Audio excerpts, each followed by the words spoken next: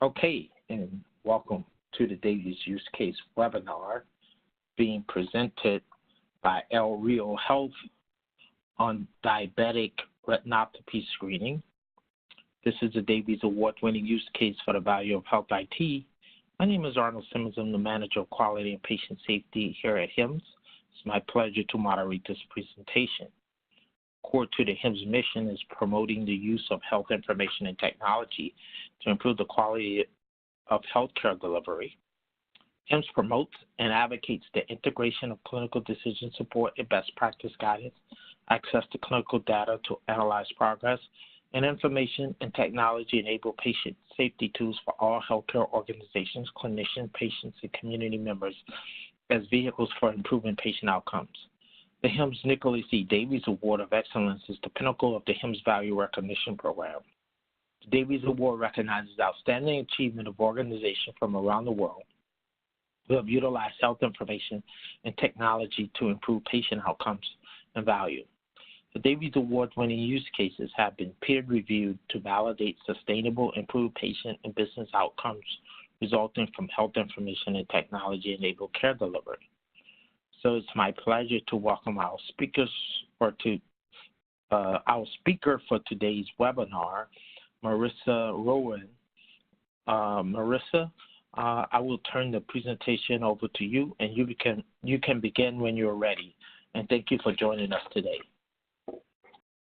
Hi, this is Marissa Rowan. I'm the Associate Pharmacy Director at El Rio Health Center in Tucson, Arizona. Today I'm going to be talking to you about an experience we had here at El Rio Health Center regarding diabetic retinopathy screening in the primary care setting. To begin, the local problem that we identified was that knowing that retinopathy is the leading cause of blindness in patients with diabetes, and adherence with this screening at our organization was very low, sitting about 30%. We had to do something to improve the care of our patients living with diabetes to prevent complications related to retinopathy. One of the possible solutions that we considered was to embrace technology that would allow specialty services to become integrated into the primary care workflow to improve our health outcomes and quality measures for those patients served at our organization living with a diagnosis of diabetes. Just to give you a little bit of background information, this is not my original data, but it was taken from Diabetes Care Journal and published earlier this year. But it talks about the financial implications of retinal complications in individuals living with diabetes. So the total estimated cost of diagnosed diabetes in 2017 was $327 billion, as you can see on the slide here in red. Of those, $237 billion was in direct medical costs, and an additional $90 billion was related to reduced productivity. When we look at the specific complications related to diabetes, whether it be neurological, peripheral vascular disease, cardiovascular, so on and so forth, if we focus on retinopathy, you can see that 25% of the lost productivity as well as direct medical costs can be attributed to complications related to retinopathy. When we looked at our organization and some of the financial implications that could help us make this decision of how we were going to achieve this improved quality goal and service to our patients, some practical things we had to consider were the cost of the cameras. So before we embarked on this important journey, we had to engage in a thoughtful process. So using a very common plan, do, study, act type philosophy, we looked at our entire population, and what we identified at that time, which was February of 2016, we had over 17,000 patients in our system who had a diagnosis of diabetes who had been seen at least one time. Of those, like I mentioned in a previous slide, only 30% of the patients had completed the required retinopathy screening. Now, was it due to failure to acknowledge this necessary screening, or was it lack of effort on our health center staff? No.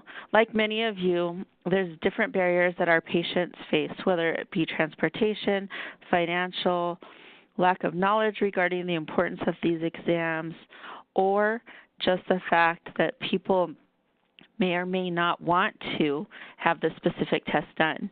So there are many things that contributed to that low completion rate, but regardless, something needed to be done because our goal was to prevent or to impact the number of people progressing with their retinopathy diagnosis and hopefully to avoid cases of people going blind.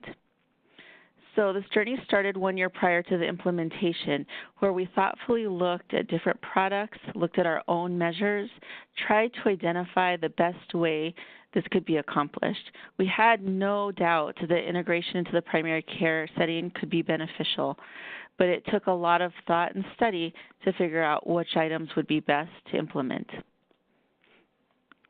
Some of the financial implications that quickly surfaced regarding this as we thought about El Rio specific and the service integration was the upfront camera costs.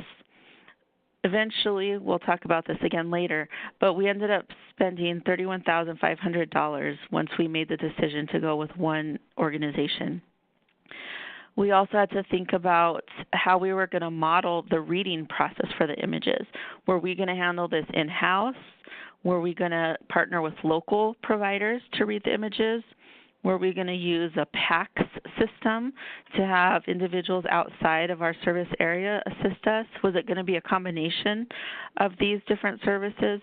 That was something that we thoughtfully considered because we didn't want there to be a delay in the reading of the images so that patients, if they had an abnormal, could receive the care they need as quickly as possible. We also thought about personnel costs for our organization. We realized that not everybody was going to pay us and that we needed to be smart about how we approach this with some of the payers once we started to track our outcomes and could prove to them the positive effects that this service could have on the patients that we shared. So to begin, one of the things I mentioned that went into the early planning stages was figuring out what product to select.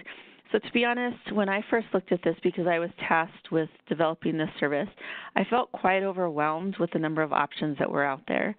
And so it's very easy to be drawn to the flashy, large companies and to see all the beautiful images that could be produced and all the bells and whistles that these machines can have. But the reality is we weren't treating individuals in the primary care setting. Our goal with this project was to identify people living with diabetes, determine whether or not they had had this important screening exam completed, and if not, offer to them a screening exam that later could be sent to an individual who may need to intervene. So the reality was a reliable, compact camera was the way to go. So on this slide, you can see pictures of different options. By no means should you take this as my endorsement of any one product, but just a quick glance at some of the different products that are available and the things that we were considering when we were looking at our institution. So like I said, diagnostic camera not necessary because that was not our focus. But a screening camera absolutely was necessary for what we wanted to accomplish. So things like how much space was it going to take? How affordable was it? How complicated is it to use? Could we move it to other locations if we needed to? Were we going to use the different approaches for reading, like I mentioned before? Were we going to use our own staff? Were we going to use individuals in our remote area of Tucson? Or were we going to partner with individuals through a telemedicine type model? The other thing that went into this is we were thinking long-term. So yes, I was the one tasked with this job early on, and the reason is because under my direction, our team cares for the majority of the people living with diabetes in our organization. So it just made sense. But it doesn't mean you have to have a diabetes program or you have to have a team of pharmacists. Really, the main thing here is that you want to have somebody who understands why this is important, who's passionate about changing the way that patients receive care, who's able to perform a needs assessment. So whether that's the individual can do it independently or perhaps they can partner with other individuals and can be part of the decision-making process, but as the program director, is able to take the lead on disseminating information, collecting and analyzing information that others are giving them. We wanted to have someone who was aware of the population of individuals living with diabetes for the organization. We need to make sure that somebody could identify when someone was in need of the exam. So that boils down to having access to the electronic health record or the paper chart so that they can verify whether or not this measure has been met and quickly identify those patients that need outreach. You want to have somebody who, for the population of focus, which is those living with diabetes, to just understand where they are within the organization. So I'll talk about this in a couple slides, but what we notice is that some of our sites, even though they may be small as far as square footage, had the highest percentage of people living with diabetes. So really, when you think about the program director, you really want them to be able to go out to network, to have access to data that can help them determine where you're going to place your efforts and if that effort needs to be replicated at other locations. Someone you would want to have in this position would be someone who could at least have access to information regarding payer mixes specific to insurance. And again, thinking long-term as far as sustainability, that's why that would be important. This individual should be able to carve out some time or be given time. In the beginning, it does take a little bit more time. So startup, it's anticipated that it would take about 4 to 8 hours per week to get the ball rolling. But once the service is up and running and those involved are aware of the expectations and are functioning well, it really is just maintenance. And that's about 2 hours per month. It could be different depending on the size of the organization.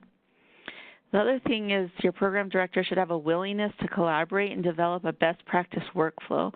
That, in my opinion, is one of the more critical things, is because that really helps with accountability and for identifying gaps in your model if you do choose to go down this route.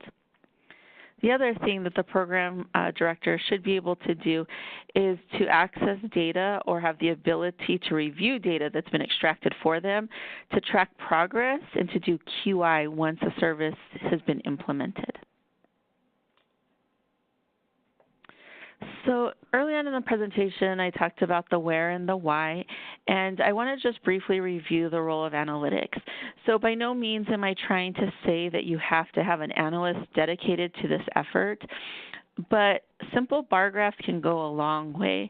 So if there's the ability for someone to have the numbers and to translate it into graphic form, it really helps for everybody to understand why you're doing what you're doing.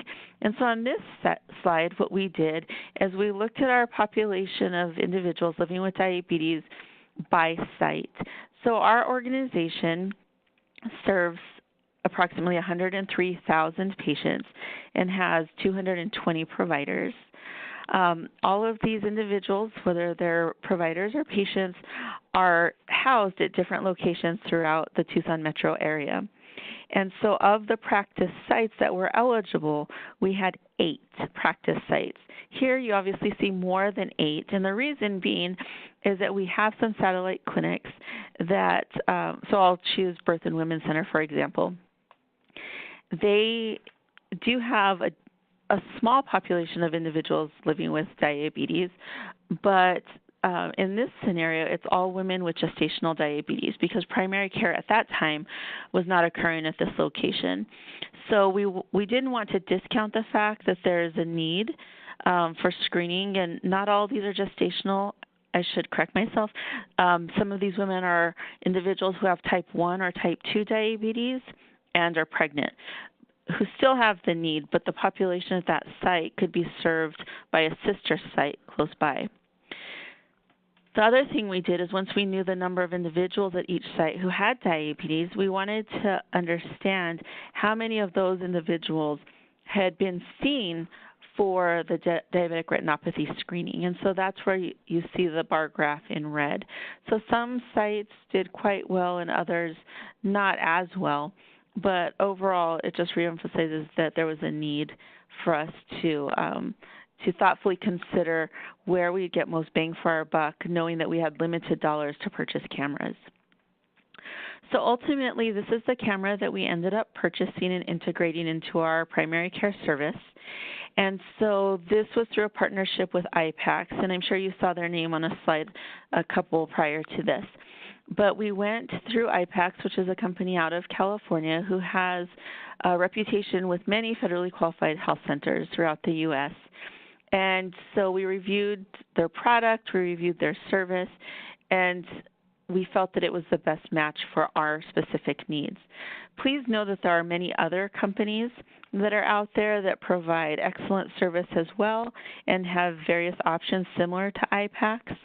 And so I would just encourage each of you to explore the options in your region because there may be something that may fit your needs better and also be more within your budget. So in this slide, you can see an image of an eye. I chose this graphic because two things. One, it shows you the level of detail that you would see on your computer screen when the camera is in use. But the other thing I want to highlight is that the young woman on the left side of the screen is a trainer from the company. So not only after we purchased the camera did we have this opportunity for a new service, but we also had on-site training, which was critical. So we gathered our employees, and it was a classroom setting, an 8-hour day, where we went over all the logistics. So we talked about the pathophysiology of the disease process itself. The why was reviewed, so knowing that it's a leading cause of blindness in individuals leading to blindness that are not related to traumatic injury.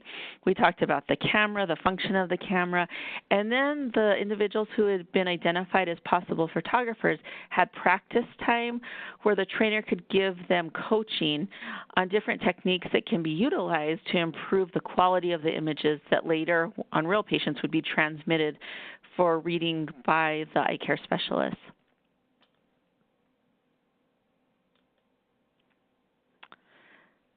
I'm going to take the next couple slides to review with you what we identified as the workflow. So in this graphic here, the obnoxious big yellow shout-outs are to just reemphasize where technology really assisted us in an area where we hadn't used it before, but also helped us with accountability. So the slide begins on the left, where an individual would come in for their patient care visit. After the patient has checked in at the front desk, then the provider, staff, or their team member would ideally identify that there would or would not be a need for retinopathy screening. This is done through the use of an eye-to-eye tool. It's a population health management tool that we currently utilize in our organization. If the patient appeared on the list as not meeting this measure, then it was easy for the staff member to then approach the individual about the opportunity to complete this measure during their visit. You then see the fork of yes, the measure is needed, or no, it's not. But if it was needed, then what we wanted to do is capture the patient while they were in the primary care setting. So depending on the workflow of the provider at the time, the exam could be completed as the patient was waiting. So an example would be if a provider was behind, they may have messaged their team at that time to go ahead and do the eye exam first. But if they were on time and they thought it was most appropriate to complete it at the end, we would accommodate that as well. After the images were taken by the certified photographer within our organization, we would then send the images to the contracted readers, and that was done through a cloud-based portal that's secure, where our readers would then have access to the images and be able to give a diagnosis based on the photographs taken in the primary care setting. The other thing is that if there was an issue identified, we could use our Crimson referral technology to then connect the individual to a local provider. And we'll talk about that again in a few slides.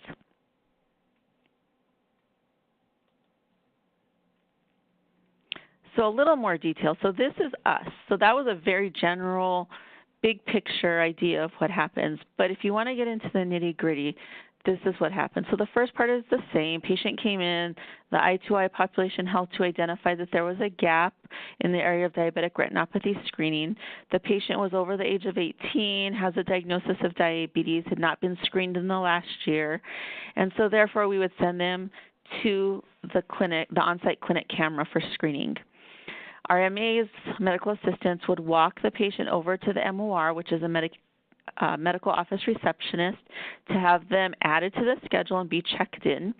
We would contact the photographer to let them know the patient was waiting. The patient would have a brief wait where they would fill out a couple forms. The case would be created in I2I. So again, you see I2I pop up. And the reason for this is that I2I, not only is it our population health tool that helps us identify gaps, it also happened to be the way that we connected to IPACS. So that was the commonality. So we would create the case in I2I, which then would allow for the report, the completed report after it had been read by the eye care specialist, to be deposited into the I2I account. And it showed us a better picture of accountability. So case created, images sent, report back, and then we built in another feature that I'll show you a little later. But so the case would be created in I2I, so it could later complete the circle. The photographer would take 4 images per eye, so a total of 8 images, upload those so that the IPACS eye care provider could read them. In many instances, we had the images the same day, which is ideal. By contract, they had to return within 72 hours, but most images come back within 24 hours. The photographer would then complete the case with all the required communication within 72 hours of the results being deposited into I2I. So again, you see the I2I flash because that's our commonality with the readers, and that's also where we track messaging that was sent to patients.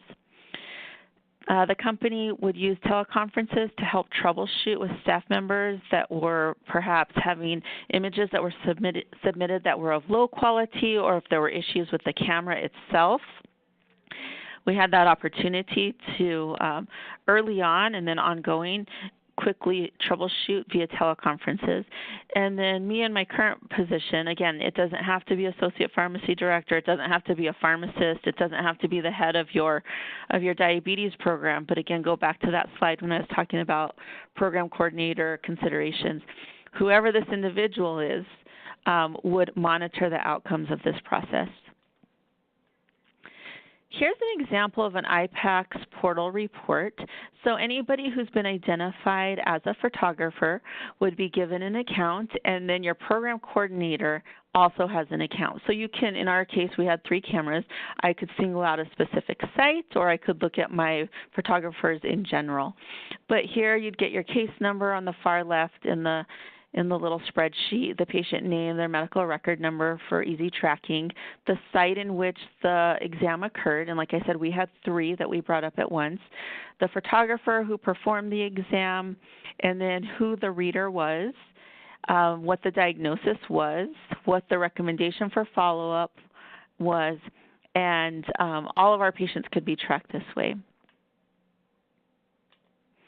Now, all of the same information, like I said, was also being tracked in I2I.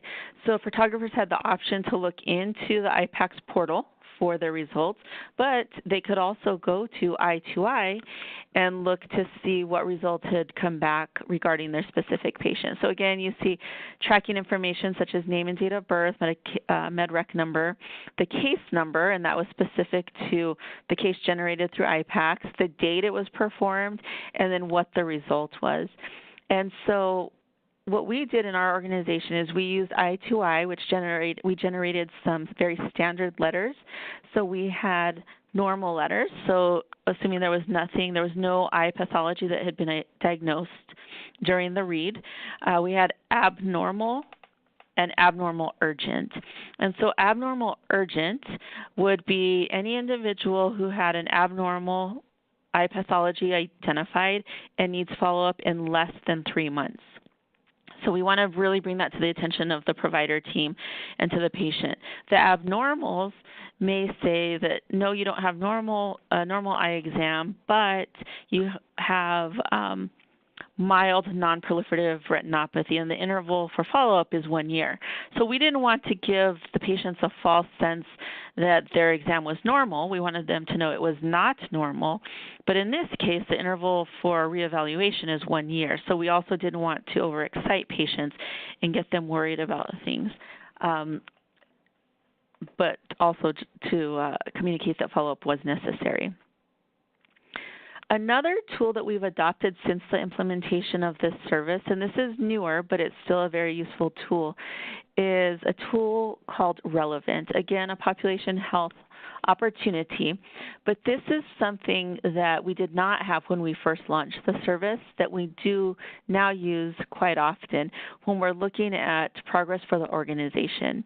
And so at the top of this slide, you'll see this is an example of our report, and it's specifically addressing diabetic eye exams for the entire organization. So compliance by location would be middle of the page, and then you can see compliance by provider. The really nice thing about this that I'll show in a slide is you can get a lot more detail so that you can track patients. But here you can see that early on we went from that really low percent completed up to 49% completed. So this is not our current status. We now are at about 65% adherence. But when this tool became available, Relevant, we started to use this also to see what kind of traction we were gaining with this service. Here's an example of how Relevant was also used to specifically target individuals. So in this example, I chose Broadway, which is in red, the middle of the screen. That's one of our sites. And I chose one of the providers who had a lower percent adherence with this measure. And so when you click on those two fields, then the next view would actually be the specific patient information. So we've gone from organization level to site to provider, and now we're looking at patient. So this made it really nice for our staff, and the medical staff felt very empowered because they saw the benefit of this service early on. They were excited about it, and they wanted to know how they could better engage.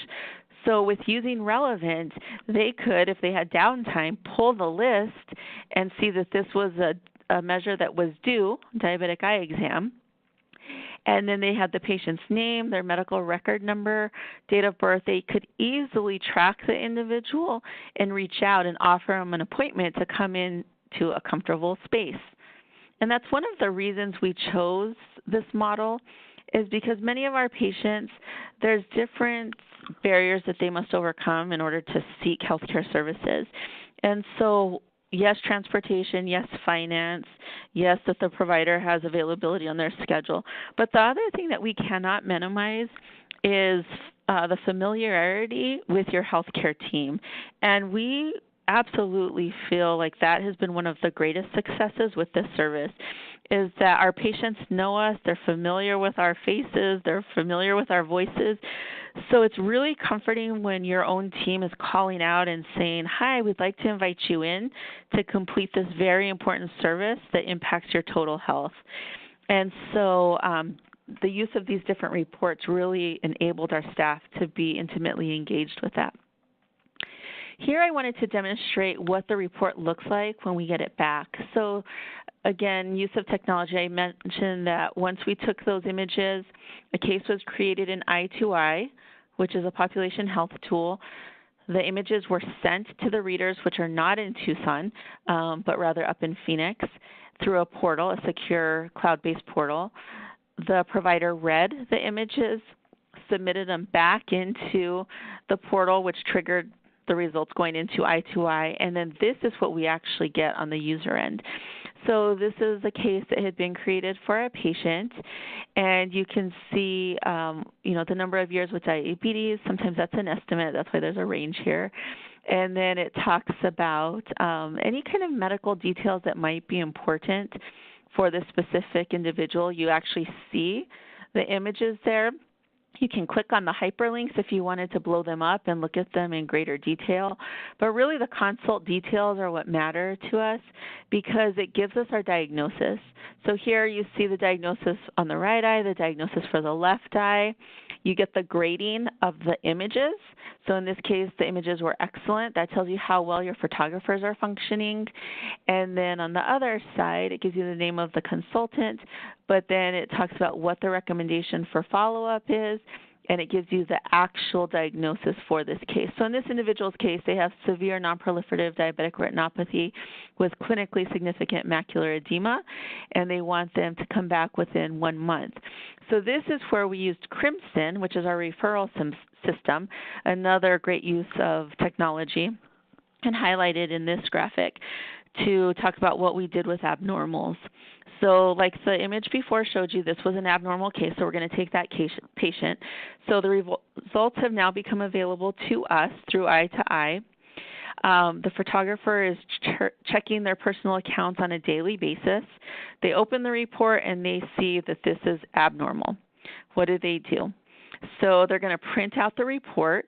They're going to send it to our medical records so it can be scanned into the provider. It's called PAQ, Provider Action Queue, but that's a way of communicating outside results, outside the organization, that is, results that have been completed for patients, and to inform the provider of what the outcome of those screenings were.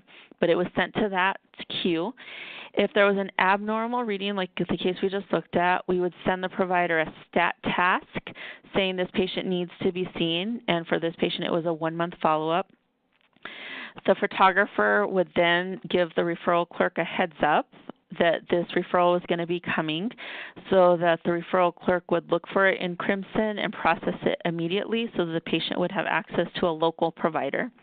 We would send the letter to the patient through Eye to Eye, letting them know that they had an abnormal exam, and then we would mail the letter with the referral to the patient, and then the staff would call them to make sure that they had received it if we noticed that the patient had not been seen in the recommended interval. It's a little bit easier if it's a normal case because you generate the letter in Eye to Eye, you mail it to the patient, and you just update your care guidelines saying that that measure has been complete for this year. So this slide here talks about our experience very early on. So like I mentioned, we started in February of 2016, but that was after about 1 full year of studying and exploring different product options. And so you can see that, you know, the first month, it wasn't even a full month, but we just had about 10 cases. And then it quickly picked up and ramped up quite nicely. And we pretty much hover in the 250 to 350 range on a monthly basis at this point. So in the first full year of using this service, we had over 2,500 cases that we were able to complete in the primary care setting. This again just talks about productivity, and it's broken down by location. So like I mentioned, we had 3 cameras. And so here we saw that one of our sites was carrying the majority of the cases. So we worked with different teams to identify what was going on at other sites. The reality is that some, it was just the fact that they had a lower patient base. The population was slightly smaller. And so it wasn't that they were not using the camera effectively or that they didn't know how to use it, but just that the starting base was smaller. But we did find some things related to productivity that we were able to address. And so tracking of the information was really important. The other thing we were interested in is trying to figure out, for people who didn't have an on-site camera, how good of a job were we doing at closing that gap? So this is still a patient of our organization, but they're not located at a site that has a camera. So they're being sent within the organization to a location that may be 2, 3, 5, 7 miles away. And what we found is that the completion rate is drastically lower when you have people go somewhere else. And so the blue talks about when you completed the exam the same day, and interestingly, we never even got to 100%. So even though we suggested it and we ordered the same day screening tests, some people had to get back to school or get back to work, or they'd been sitting there for a while and they didn't want to stay any longer. So we have never, even to this day, been able to achieve 100% compliance with same day. But you can see the difference. The further out you scheduled people to try to come in for this on-site screening in the primary care setting, the adherence rate significantly declined. So same day works. very early on, we had 95 screenings that we completed in 30 days. 70 of those were read as normal, 25 abnormal. And just to give you a little taste of the type of pathology that was being identified, so the camera is FDA approved for screening of diabetic retinopathy, and so that's always the focus of the message on the report. But many times we would get information concerning macular edema, or we had one individual who had a flame hemorrhage that because of the camera we were screened, and then they were able to get in the very next day with a local eye care provider to begin treatment for their flame hemorrhage. It identified severe cataracts, glaucoma, so on and so forth. So it's been very nice. The other nice thing is when we have sent these individuals to local providers, because of what was found on the original screening, the diagnoses have been confirmed, and many times the providers will say, it's so much nicer when you have a still image versus what happens on occasion, not that human error is a fault, but it's just what it is. Human error, sometimes you're looking and you don't see anything, versus when you have a still image, you can see things quite differently. So some of our providers have really enjoyed looking at those images, and then comparing, and the director of the program of IPACS has also been very good about giving feedback when there are differences. For example, the read says severe non-proliferative retinopathy, yet the local read says mild, and so he'll go through those cases with our providers when there's discrepancies to talk about how and why they might be different. And this, again, just talks about the different kinds of pathology that was identified. But the good news is that 81% of our patients had no detectable pathology. Oversight of the program, everybody wants to know what you're doing, and then, of course, there's the accountability part, right? So we were very transparent from the beginning before we started and very early on, and continue to be even to this day. So presentations to organizational department heads has been critical. Messaging to the provider staff about how this can really help get patients the care they need and close those gaps. We did site-specific meetings focusing mostly on the sites that had the cameras to address workflow-related concerns and or quality issues. We also presented to our clinical advisory committee as part of our dashboard review. So this is something that's constantly being reviewed, and we're always asking ourselves, what can we do better? Our senior leadership team meets every 2 weeks, and this is a standing item on their agenda to review. And then also, we thought it was really important, because we're part of an accountable care organization, we wanted to share with them what we're doing, because we're all having this same struggle. And so hopefully maybe they could take away some lessons learned. When it comes to accountability, it's not all on the partner organization, and that's something I'd really encourage individuals who are considering this to think about when you're trying to find a partner, is find somebody who's going to give you data that you can use to improve yourself, your practice, and your team, which ultimately translates to improved care for your patients. But here's an example of what we receive. So every month I get a report as the program coordinator, and it talks about our total encounters completed, and then how many are awaiting review by their staff, how many have been reviewed, and then it talks about what kind of findings they're having. So here it just reinforces that big, huge turquoise line says most of them don't have any pathology, but of those that do, this is the breakdown of what's going on. And then anything that might be overdue. The other nice thing is it gives you photographer-specific data. So in our scenario, we use medical assistants and train them as photographers, but here I blacked out their names, but it gives me the name of each photographer. It tells me how many cases they're completing, what their overall score is, and that's a weighted score, but it gives you just the rating. So I don't use the score, but I do use the rating. And there have been instances, so for example, you see 2 photographers here where it says adequate. So in those cases, we took people offline temporarily to let them know that maybe there were some skills that we could help them improve on so that their images could get up to the point of being good or excellent.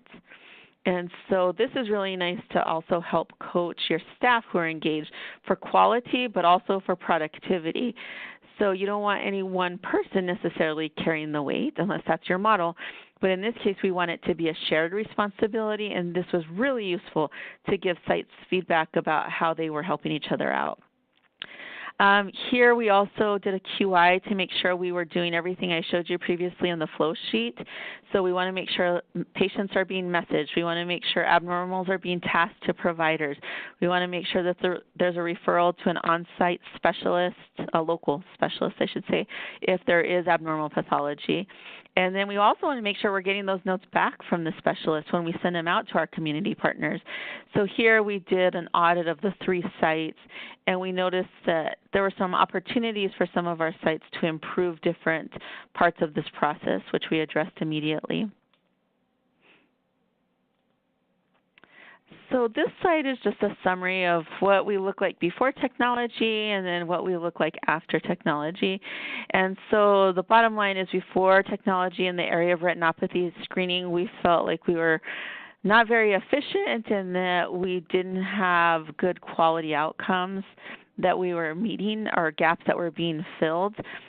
But after technology, we feel significantly, not that we're absolutely efficient, but more efficient, and that our quality has had a very positive impact. So we use population health tools to identify gaps. We asked the entire team to take ownership. We provided retinopathy screening within the primary care setting, so bringing specialty care into primary care. We had a tool that could link us with a telehealth model. It allowed for transfer of results in a very efficient manner, so we could identify when needs were there and get people the care they need when abnormal. And then we used it for accountability and for communication back to our payers to show when we had closed gaps so that we could get the earned incentives. Here, this is a SPC chart that we use, and this is an example of what all our team is seeing. But the highlight of this is that, like I mentioned at the very first slide, we were at 30% compliance, and then all the way up to 60%, and the more recent ones, like I mentioned, are closer to 65%. So this goes from third quarter of 2015 to second quarter of 2018, but you can see our very rapid rise in completing this healthcare measure for individuals living with diabetes. So how IT helped to impact our quality was that it gave us the ability to track our workflow. I2I and Relevant and Crimson, all are tools that we use for accountability and for ongoing QI. And so it helped us to close the loop in a measure that previously we had really struggled with. Some of our success stories, obviously primary care-based initiative, I've said that several times, but patients were very appreciative of not having to go to another place, and they liked the fact that people they knew were doing the service that they needed. We made it available originally at 3 sites, but this month I just purchased 3 more cameras, and so we'll be bringing up 3 more sites now in November. Quality, so like I said, we've been highly satisfied that most of our reports are read within a couple hours, but by contract, they're bound to be read within 72 hours. We were able to track what was going on with our patients. The staff loved that they gained a new skill, and it really gave them a high level of job satisfaction. And then the other thing is that I can't go without mentioning that the support from our senior leadership, from our IT department, from our photographers, we have an amazing group of motivated people. So again, going back to what makes this work, people who know the why, how you're impacting someone's life in a really significant way is not a story that should be minimized. It should be told over and over and over again. And how that specific individual is doing that on a daily basis is something that's important, but also to wrap around and remind people of how they're impacting the health care of individuals living with diabetes. Some of the lessons learned, so again, going back to that slide where I talked about people being scheduled a different day when they had to travel, it really is ideal to do it the day they're there in the primary care setting. Don't pre-schedule it. Your adherence rate goes down. Our initial volume was much more than we had anticipated. And so we quickly had to recruit additional photographers after that original training. When someone starts brand new, it can take a while. So in the early stages, our photographers were taking about 35 minutes per case. But once they were proficient, they can do the entire thing in 15 minutes. Some photographers even less, more like 5 to 7 minutes. But that's just something to consider from a workflow stance when you're getting going versus when you're in maintenance. The stress to the patients that this service is only for retinopathy screening. So like I mentioned, there may be mention about other pathology that's identified, but really the focus is that this is for screening of retinopathy and that it does not replace. So repeat, does not replace the importance of having a comprehensive eye exam with your eye care professional for all the other eye needs that we all have, especially in the aging population. And that medical assistant staff may not be the best photographer option for you. It worked for us. Sometimes it's a challenge, but be creative. Think about other individuals. So maybe someone in your health information management, somebody who works in radiology, maybe it's your medical office receptionist. You don't have to be, per se, in the healthcare field, but work in a healthcare organization, obviously. But you don't have to have a nursing or a provider status to engage in this process. There's different staff members that are going to be at different stages of acceptance and engagement, but I can honestly tell you after 2 years of doing this, it's pretty rare that you find someone who's not going to think this is important. Contracts with payers, really try to push that envelope if you can so that you can make this a sustainable service. And just know that it can be incredibly impactful for your patients. This is one example of how we were trying to lobby with our local payers to say this is really important. So we partnered with our ACO and we decided to do a special effort on sensitivity training. So here we wanted to increase awareness for our staff and for our patients. And so we developed this campaign that had a very standard curriculum. So we did a train the trainer, and then we had them go out to the different clinic sites and train the nursing and provider staff on what our message would be. So we developed these posters that say, I care about diabetes, and we showed them pictures of an individual with normal vision versus someone who has retinopathy. You can see some little glasses. So this is the second graphic to the right. At the bottom, there's some little white glasses with paw prints. We asked our staff to wear those glasses and to do their normal functions of their job.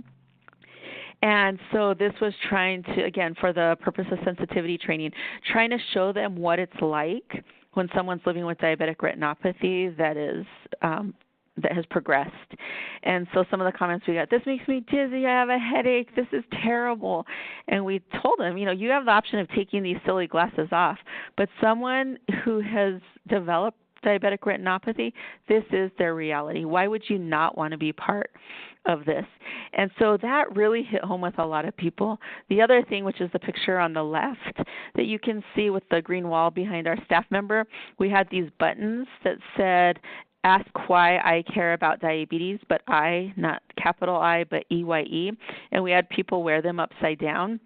And so patients would say, so if we forgot to tell someone about the option of having their eyes checked, they'd say, oh, your button's upside down. And so it was a great conversation starter because then we'd say, oh, thank you. Thank you for reminding me. I needed to talk to you about getting this eye exam completed today. And so it was very intentional what we did, but we saw some really good outcomes because of that effort. So where are we headed? Obviously, our focus is still on quality. We want to make it affordable, and we want to have a sustainable model, which is like all of you. And so we continually evaluate everything that we're doing. And this is just a graphic of why we chose to spread and why we chose the sites that we did. But again, looking at what's the total number of individuals living with diabetes at these sites, what's their completion rate for this measure. And so we saw lots of opportunities at these sites. So we'll spread to those two sites, and then we're opening a brand new site at the end of this year. That'll be the third camera that I purchased. Here, just very quickly, this is the tracking sheet that we use to figure out what was going on with our patients, and it's just a simple Excel spreadsheet that we put together. So again, following all the steps of our workflow, 1 means yes, it was completed, a 2 would mean it was not completed.